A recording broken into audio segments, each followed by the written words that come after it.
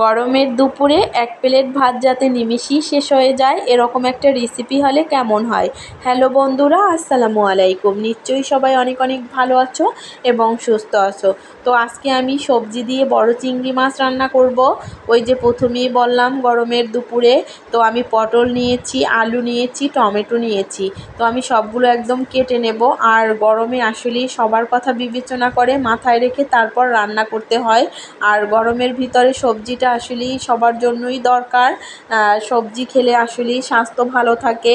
তো আমার আসলে বাচ্চারা সবজি খেতে চায় না, তো এরকম করে রান্না করে দিলে একদম বাচ্চারাও অনেক খুশি হয়, একদম পেট ভরে ভাত খেতে পারবে। তো যাই হোক, আমি চিংড়ি মাছগুলো একটি তৈলে হালকা করে ভেজে নেব। আমি যেই পাত্রটায় রান্না করব ওইটার ভিতরেই মাছগুলো হালকা একটু বাদামি করে ভেজে নেব। তো আমার মাছগুলো ভাজা হয়ে গেছে, এখন সব মাছগুলো আমি তুলে নেব। তো এক এক করে সব মাছগুলো তোলার পর আমি এখানে 1 কাপ পরিমাণে পেঁয়াজ কুচানো দিয়ে দেব। আর কিছু কাঁচামরিচ দিয়ে দেব। কাঁচামরিচগুলোয় ঝাল খুব কম, এজন্য একটু বেশি পরিমাণে দিয়েছি, কারণ এই কাঁচামরিচগুলো একদম দেশি, এটাতে ঝাল নেই ওই রকম।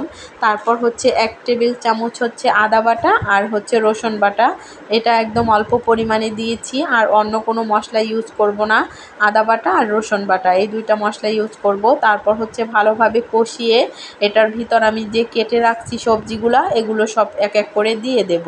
তো দিয়ে ভালোভাবে কষিয়ে নেব। আর এখানে এখন আমি কোনো পরিমাণে ঝোল দেব না।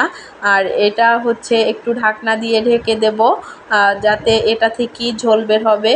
তো তারপরে আমি একটু হলুদ আর একটু লঙ্কার গুঁড়ো অল্প পরিমাণে দিয়ে দিয়েছি, কারণ যেহেতু এটা আমি কাঁচা ঝাল ব্যবহার করছি, কাঁচা মরিচ দিয়েছি, এজন্য আসলে আমি গুঁড়ো মরিচটা বেশি দেই নেই। তারপর ঢাকনা দিয়ে ঢেকে দেওয়ার পর পরিমাণ মতো লবণ দিয়ে দেব। লবণ দেওয়ার পর সবজি থেকে ঝোল বের হয়ে যাবে। তো আমি আর এখন কোনো ঝোল দেব না, এটা থেকেই ঝোল বের হয়ে যাবে।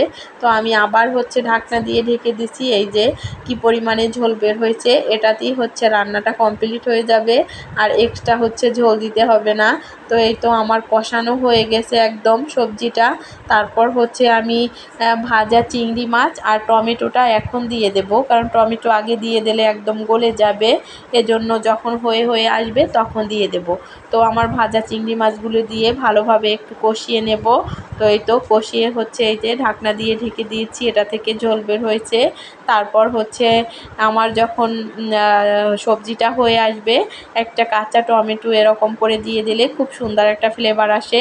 আর দেখেন কালারটা কত লোভনীয় হয়েছে। তো এভাবে বাসায় রান্না করলে ছোট বড় সবাই একদম নিমিষে ভাত খেতে পারবে শান্তি করে। তো এই তো পুরো ভিডিওটা না টেনে দেখবেন, ভালো লাগলে অবশ্যই লাইক কমেন্ট শেয়ার করে দিবেন। আল্লাহ হাফেজ।